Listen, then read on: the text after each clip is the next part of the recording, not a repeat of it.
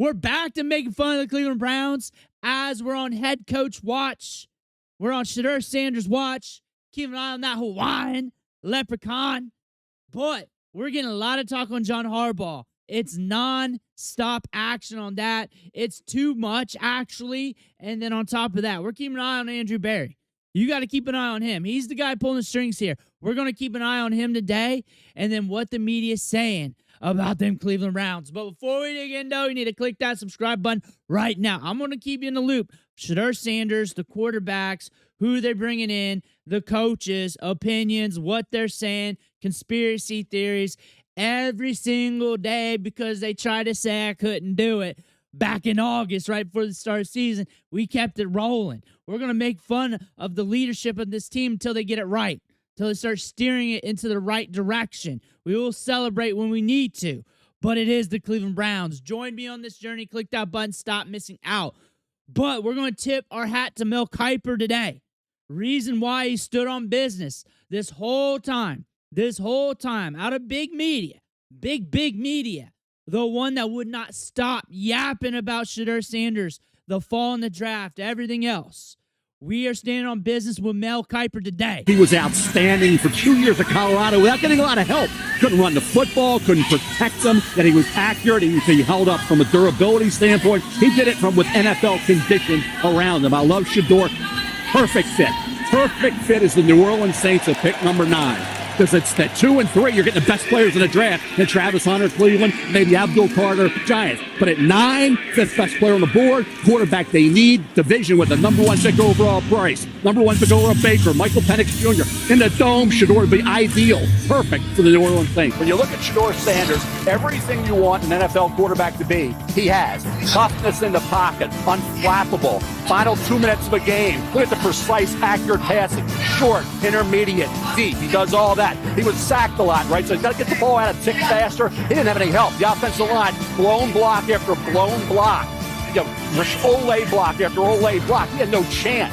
He had to try to make plays, and he did. Guess what? Completion was kind of through the roof. Not many balls hit the ground. What he needed to come through for this team, he did. This notion that he's not that athletic is ridiculous nonsense. He can move. He can roll right, roll left. 3rd and 8, he can get you a first down with his legs. This kid has what the NFL wants. Cam Ward, stronger arm, more talent. I get it. But I'm telling you, Shedeur Sanders, old school, pocket, you can win big in this league. It's been proven time and time again. Well, I'm surprised you went ahead of Shedeur, not shocked, because Daboll wants some more mobility. And Jackson Dart can beat a defense with his legs. His completion percentage every year under Lane Kiffin improved. 62%, 65%, culminated with 69% this past year. Touchdowns, 20 to 23, 29 this past year. 11 rushing touchdowns the last 2 years. 1,500 rushing yards the last 3 years at Ole Miss. Now, the concern for me, and the reason I'm the Shedeur guy, is in the big spot. Do you come up big? For Jackson Dart, 2 games where Ole Miss faced a then-ranked opponent, LSU and Georgia, he completed less than 60% of his passes, and in each game combined for 2 touchdowns and 2 picks. And then they were looking for a playoff spot late November. He completed less than 60% of his passes with a couple touchdowns and 2 interceptions, and that late... I don't think it is the 100% wise decision to 100% lock in the Harbaugh and not analytically look at everybody else.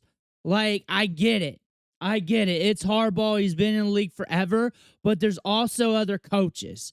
And I don't have a preference locked in per se, but really when I think about this strategy-wise and think about upside, you might find a young offensive mind. You might look at coordinators with more upside here where you can gamble on to see if you can get to that Super Bowl level, where you're looking at the traditional coaches who've been around that could get you the baseline better, that are obviously better than Stefanski, that could help your franchise.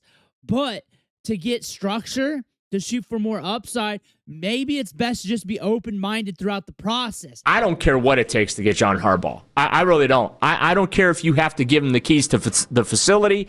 I don't care if he's allowed to fire everybody, including Andrew Berry.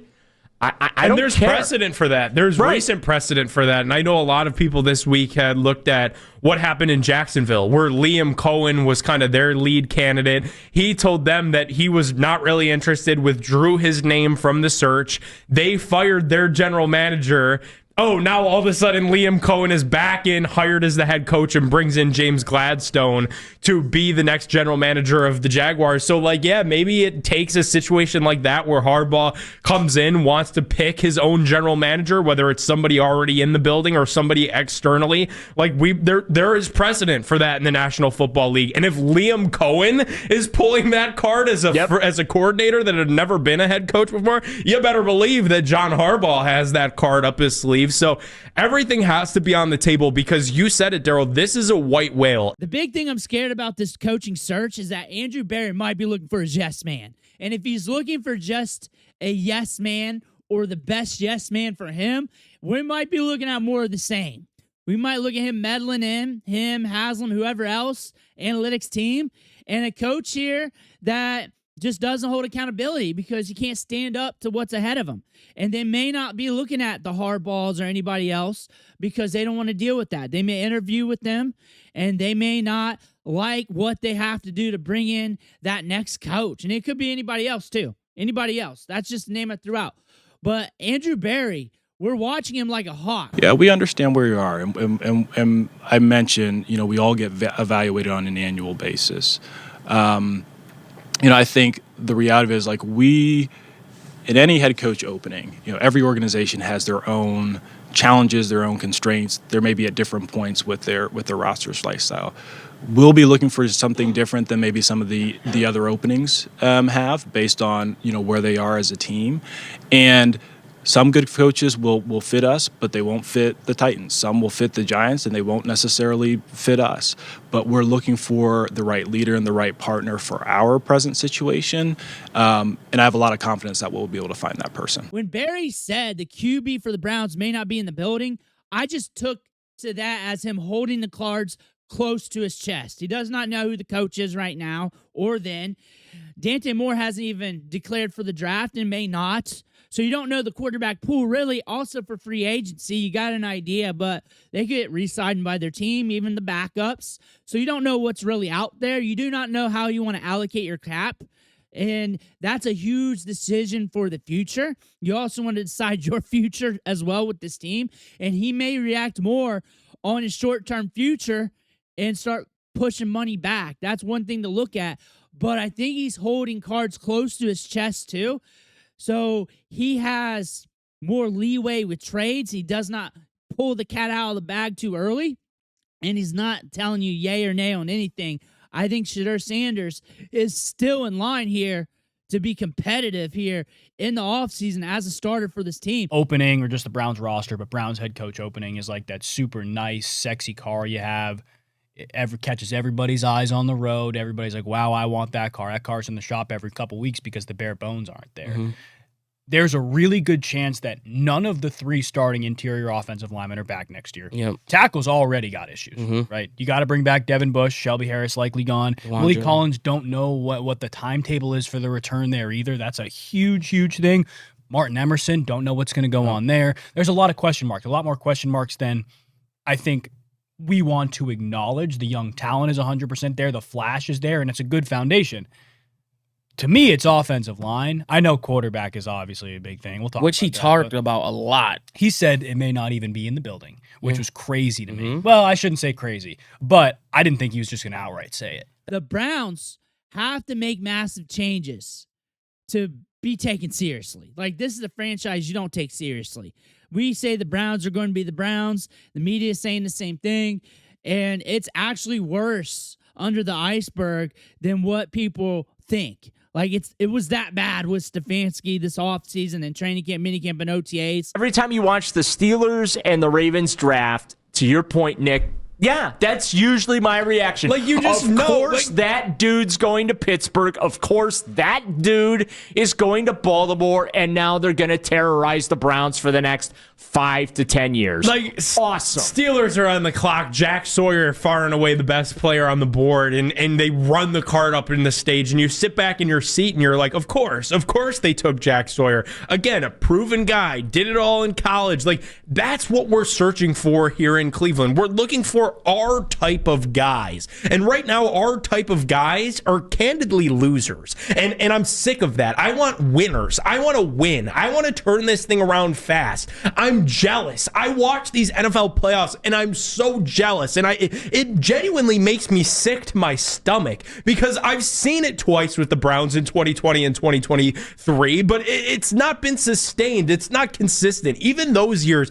you kind of knew. 2020 kind of felt like the start of something new because you were able to beat the Steelers and it felt so good to get that monkey off your back. 2023, a little bit more of a flash in the pan where you knew to just enjoy it because you didn't know how long that feeling was going to hold, and surely it didn't hold long because they've been nothing but bad ever since, and I'm so tired of the losing. I need a next coach to come in here and just get serious because really over the last 6 years, while they were able to do some things to repair this organization and some of the alignment and all that stuff has been good, at the end of the day, you're still sitting here as an unserious organization, and that's not good, dude.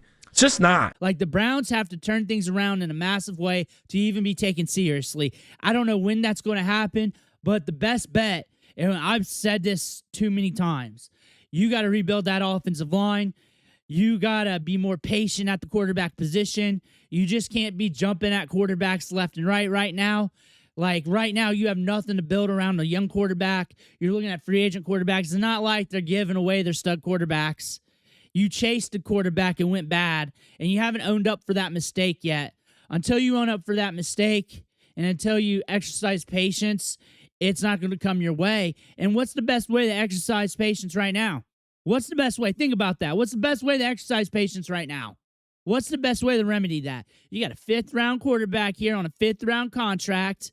That's cheap.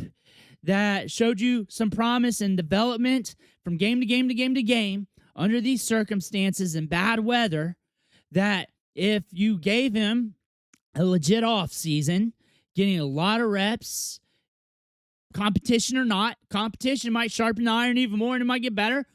And it is what it is, but he's going to be your QB1. If you give him the competition with Deshaun, he'll win that outright. But you give him a real offseason. You just give him a real offseason. You're going to have your guy, and you let it play out for 2026. You're either going to get your quarterback here or you're going to get it in the draft. And it is what it is for 2027. But give him the chance. He'll show you what you got. You guys see what's under the hood. You don't know what you got under the hood. It was so bad you don't know what you got under the hood.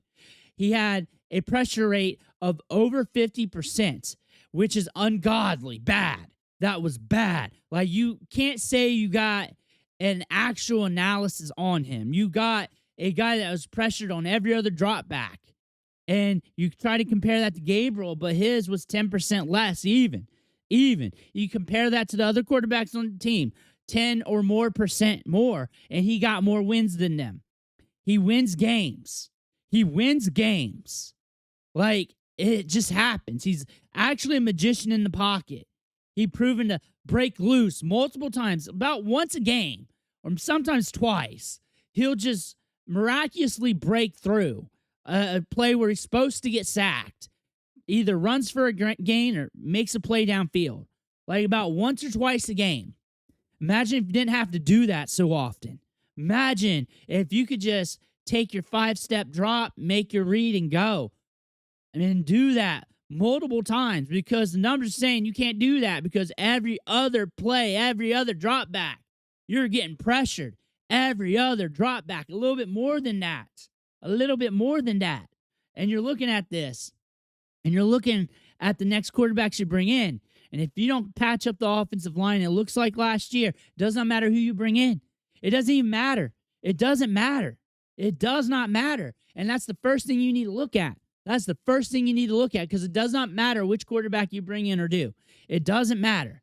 And he's going to play better if you update that offensive line and you get some true wide receivers in. And doing all that in one off season is hard to do and is almost unrealistic but possible.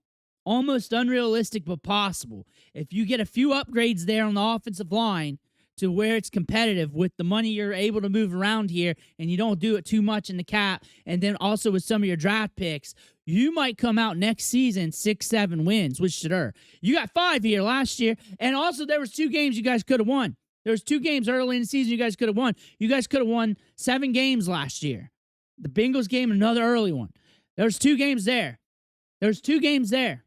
You guys almost had a 7-win season last year. Almost had a 7-win season last year. Imagine how many wins you would have had if you started Shedeur. If you started Shedeur first off. Also giving him all the reps as a traditional starter going into the season. Where would you have been at last season? Would you be playing today? Because the AFC North was up for grabs. Would you be playing today? Because you might have been. You might have been. It might have happened if you made the right moves. Also, you're looking at Andrew Berry. You got to hold him accountable for this offensive line wide receivers. You got to hold him accountable for that. Let me know what you think in the comments below. I want to hear about that. Make sure you hit that subscribe button on the way out. One thing for watching. Catch you on next video.